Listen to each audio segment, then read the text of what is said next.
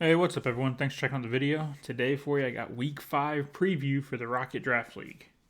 So we are back after taking a week off. Last week was Thanksgiving and stuff. I had stuff come up with my shoulder, so took the week off, didn't have a video.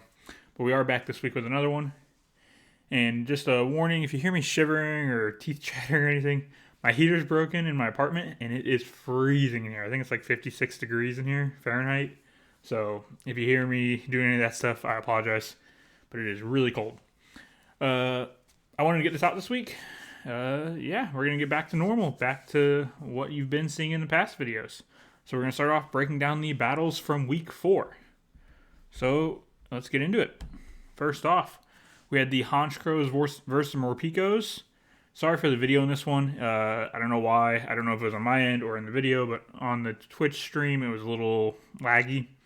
So that's what's going on there. But I did think play of the game was early on. The Arcanine for the Morpicos went for a Flare Blitz on the Zapdos, and the Zapdos lives on 4. If he picks up this kill on Zapdos, it really hinders his rotations throughout this match. But the fact that he didn't, and he got static from it, allowed him to roost up, and the Zapdos could actually just stay in and continue to eat Flare Blitzes. So, yeah, I thought this was play of the game really set the tone early. Honchkrows did pick up the 5-0 win. They go up to 2-2. Keldeo picks up 3 kills in that match. I'm sure the coach of the Honchkrows would want me to put the Corsola Explosion as the play of the game. He was very happy with the Corsola, but I did not. I gave it to the Zapdos play here, and Keldeo put in a ton of work as well. Honchkrows just controlled the whole match. Like I said, it could have gone differently if this play didn't happen. It might not have controlled the entire match. But it did, and like I said, at no point did I ever think he lost control. Type Null was huge in this, walling the Spectre. Again, no idea if I say the Ghost Horse's name right, but yeah, him, without Type Null, that thing could have put in a lot more work. So Type Null really did its job just walling that thing. And like I said, the match did end with a Corsola Choice Banded Explosion, so I got to at least throw that down there in the description of the battle. So, yeah, congrats on the Honchkrows. They do go up to 2-2. Moving on to our second match. Again, another one that doesn't have video. If they don't have video, I'll skim through them real fast. But Pidgeys fall to the Rampardos 4-0. Rampardos climb to 2-2. Pidgeys fall to 2-2. Boltund and Goodra picked up the 2 kills for the Pidgeys, whereas Regieleki picked up 5 of the kills for the Rampardos, going 5-0. So, kind of a sweep there from the Regieleki. Moving on to our third match. Again, sorry for any coughing or anything. It's freezing. The Ammonites, this is the first of their battles I've got to kind of look at versus Litwix. Again, don't actually get to see it, but looking at it, he got a kill from the Dracovish. That was his one and only kill. And Primarina really dominated on the other side, picking up 5 kills for the undefeated Litwix. First place in the league with the best differential. And then Mandibuzz picked up his final kill. So there's that one. Moving on to our fourth match. We had the Volcaronas, another one of our undefeated teams, going up against the Miltanks. They did pick up a 3-1 win. Celesteal and Shiftry both picked up 2 kills for him. Lantern picked up his final kill. And then 3 kills for the Miltanks come from Entei, Kartana, and Silvally, all going 1-1. So again, Volcarona is one of our 3 undefeated teams. Moving on to the fifth match. It was my own.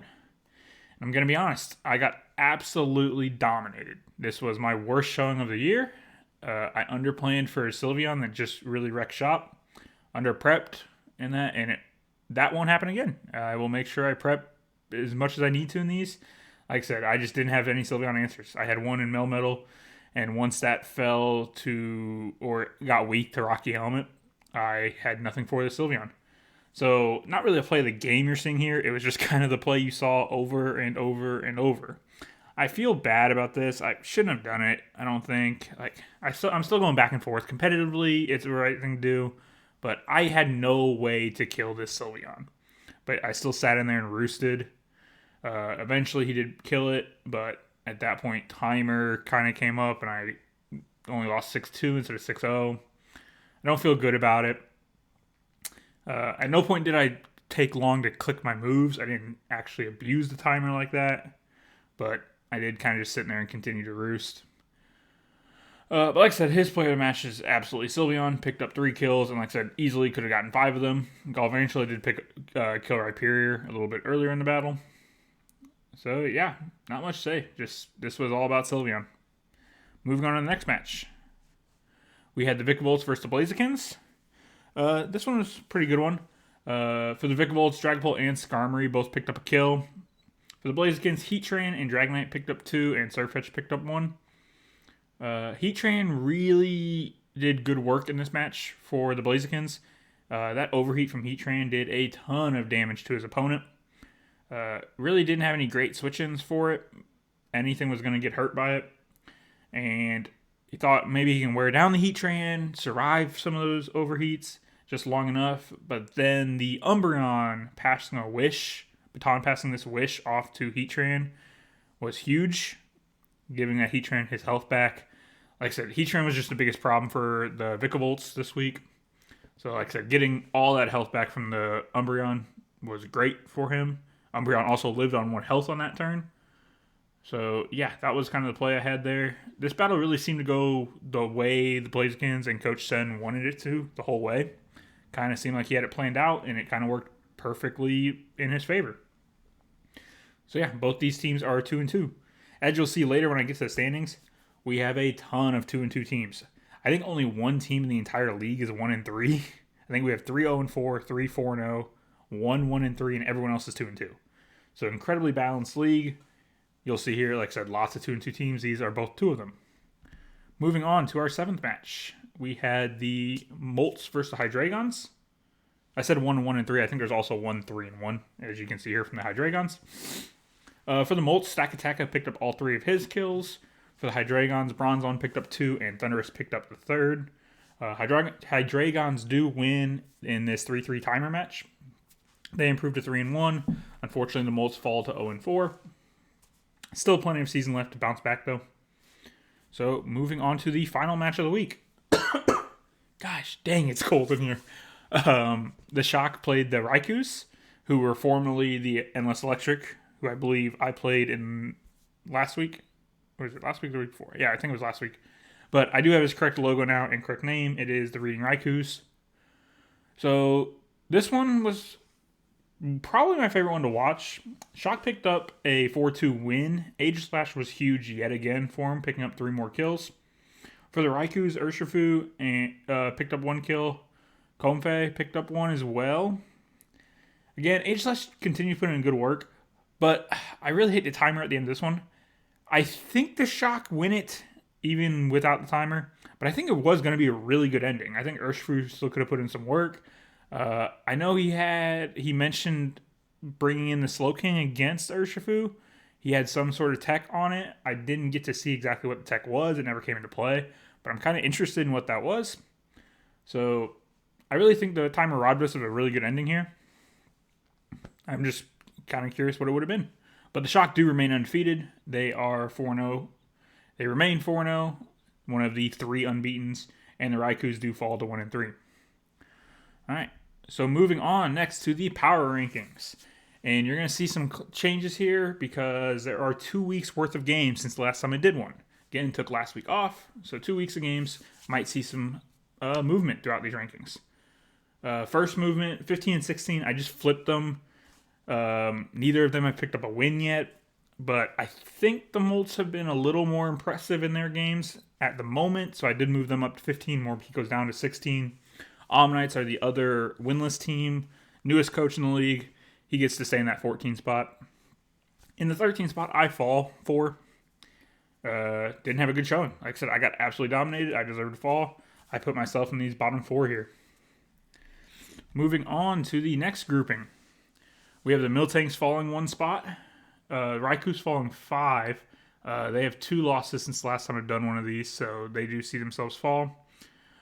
The Pidgeys and Vikavolts also both fall 5 spots, while the Rampardos, they climb 5 spots. They have had some impressive games since last time I had one of these. So this is kind of that bottom middle grouping. See that upper middle grouping, we have 4 through 7 here. all these teams seen climb. All these teams have been very impressive in the last couple weeks. None of them were up here before. The Hydreigons and the Blazekins, 4 and 6, were in the closest division where we all kind of beat each other. So I kind of grouped them all down there near the bottom half. These two have kind of elevated, in my opinion, from myself and the Raikus. So they see themselves in this grouping. And like I said, Scizor's dominated with that Sylveon. And Honchkrows have looked impressive after a little bit of a slow start to the season. Moving on to your top 3. And the easiest part of making this video, I didn't touch top 3. These are 3 unbeatens. I had them as my top 3 before. They're going to stay in my top 3. No reason to make any movement here, change anything. All 3 of these teams, like I said, are unbeaten. I did put a little bit of thought into flipping the Shock and the Litwicks. Litwicks have the best differential. They've looked very impressive. But I think I've gotten to see more of the Shock games. I've watched all of his, and he's made great decisions. He's done nothing wrong in his matches. Like, there's no reason he does not deserve to drop. Even though Litwicks have been impressive, I don't think the Shock deserved to lose his top spot for doing absolutely nothing wrong. So I'm going to leave him in the top spot, but the Litwicks are on his tail, so he's got to keep playing well if he wants to keep it. So these are your top 3. Also feel like I'm talking extremely fast because of the cold. But, yeah, so those are your power rankings going into week 5. Moving on to the standings. In the Sword Division, we do have the Volcaronas out front, followed closely by the Honchkrows and Pidgeys, who are both 2 and 2 with that +1. And again, the newest coach rounding out the Sword Division. Shield Division, like I said, we have the Litwicks out front, dominating with that 4-0. +16 is crazy in 4 matches. He's averaging a +4 victory. Like, that is nuts. Rampardos 2 and 2 behind him. And then you got the Miltanks at 2 and 2 with a -1. And then the Morpicos with 0-4, -14. Moving on to the Shadow, you have the Shock kind of running away with it a little bit early on in the season. They are 4-0 with only a +8, though, compared to that +16 of the Litwicks.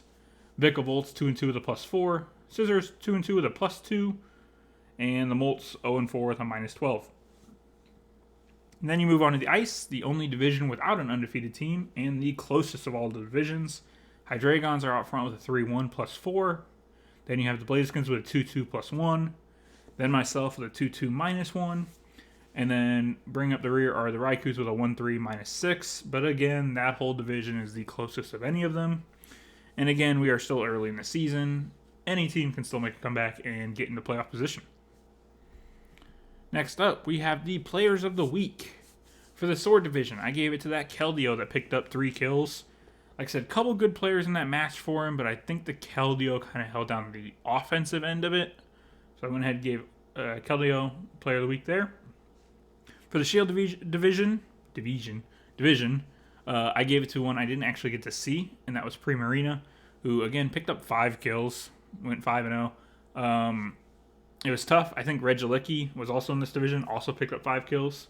I did decide to give it to the Primarina, but it could have gone to either one of those two, so Regieleki gets a honorable mention here.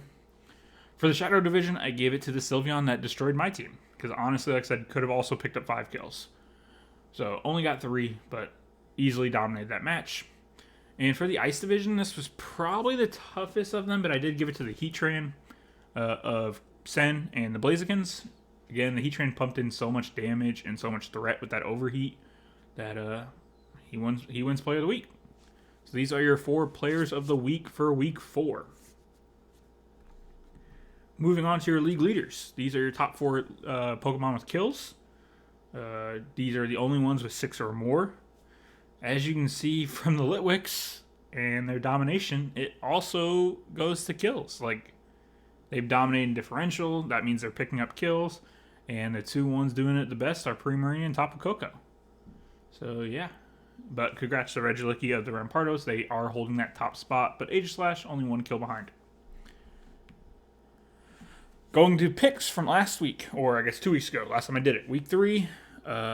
Actually, the best of the picks was my own. If you watch that video, I actually picked every single game correctly. So I went 8-0. So that's cool. I'm happy I was able to do that. Hopefully I can do that again this week.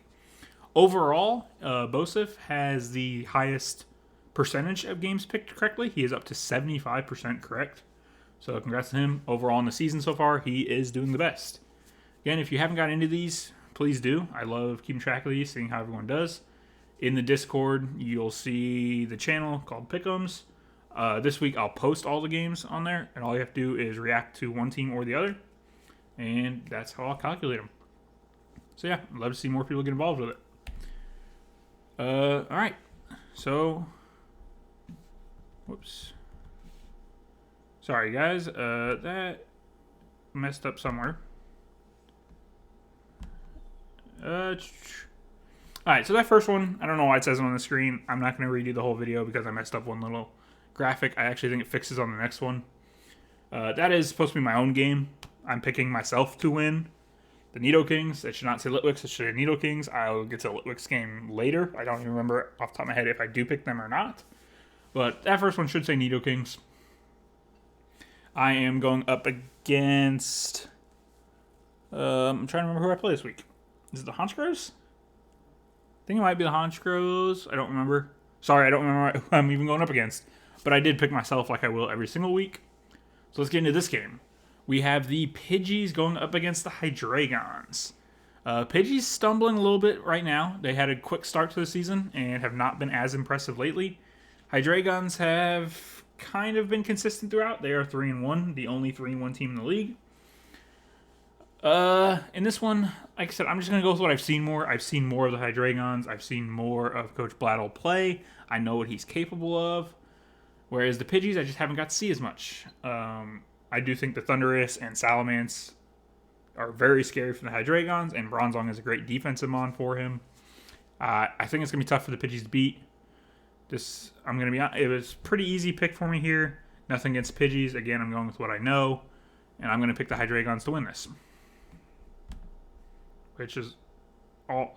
Gosh dang it. Okay, so yeah, I messed them up here. I should say Nido Kings and Hydreigons. I think I forgot to update these ones. So as I go to the next match, like you'll see right here, they are updated. So forget what you saw in that first one. Nido Kings and Hydreigons are my first two picks.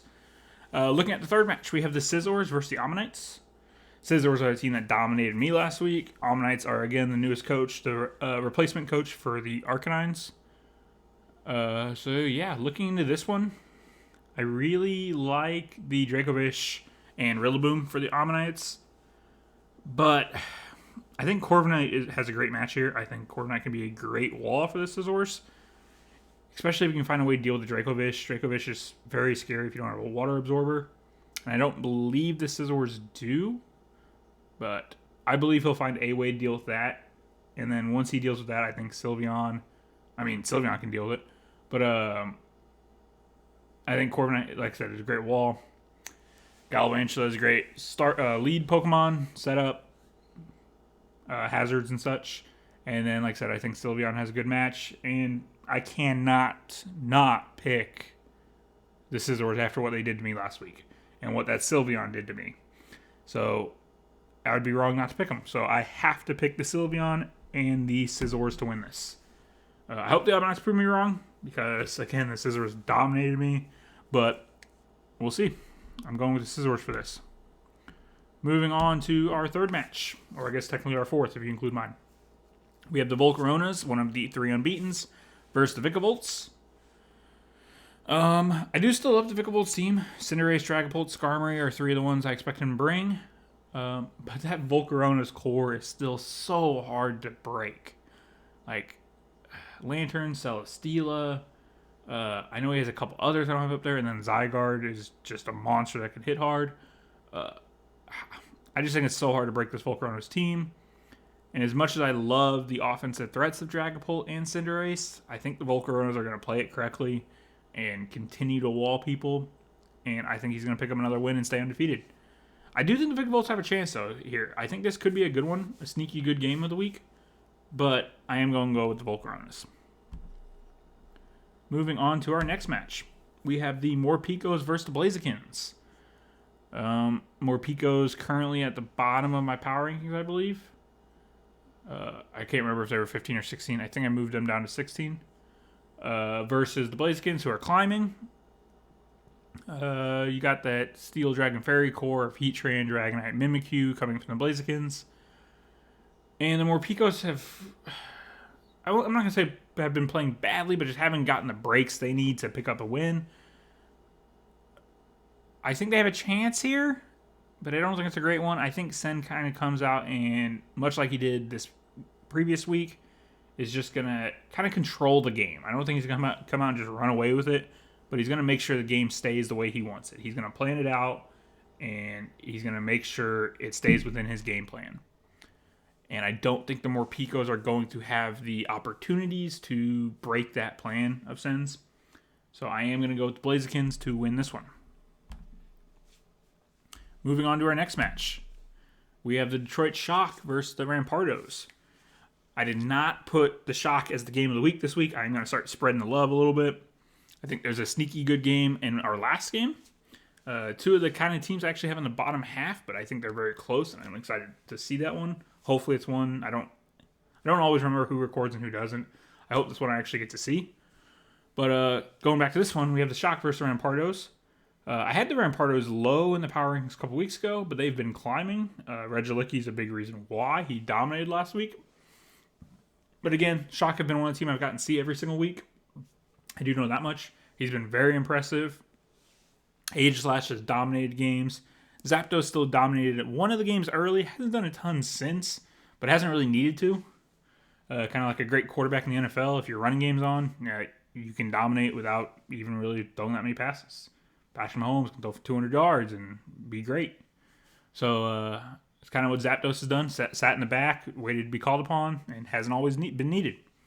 And then Rotom Heat is a good mon for him to have too, a good pivot that he's been using to get in between some of his stronger hitting mons.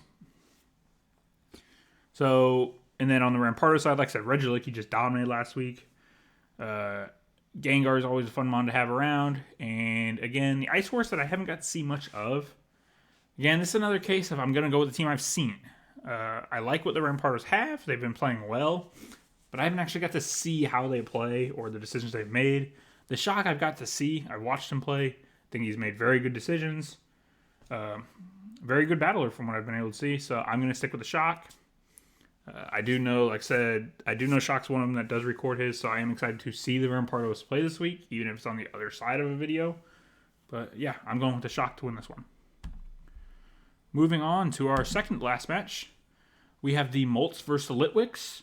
And if you look at my power rankings, this is the biggest gap between the teams. Litwicks near the top, Moltres near the bottom. Stack Attack played very well for the Moltres last week. I think Volcanion is a very good mon, but unfortunately does not have a great matchup this week. I think Tapu Koko, Primarina can both do some things. As much as I want to root for the underdogs here, I just think not only have the Litwicks performed better this season, but I also think they have the better matchup. Like, I just don't think the Moltres have the roster to deal with the Litwicks roster. I think this one has a chance to be a runaway. I'm hoping it's not. I'm hoping it's a close game. But again, even if these teams were even 2-2, like same records, I just think the roster of the Litwicks matches up very well in this one. So this was one of the easier picks in my mind, and I am going with the Litwicks. Again, I'm rooting for all the underdogs. I hope these picks are wrong at times. I want every game to be competitive. So, and from what I've seen, I think every coach can win a game. Like, has a chance to win multiple games. No one out here is just getting embarrassed every week. So I'm rooting for the Moltres, even though I'm picking the Litwicks. All right, moving on to our final match, and the one I'm giving the game of the week, because I think it's very two close teams from what I've been able to see. It is the Miltanks versus the Raikus. I'm excited to see this one. Both of them, I think I had like 9-10 in the power rankings, or 8-9, somewhere in there.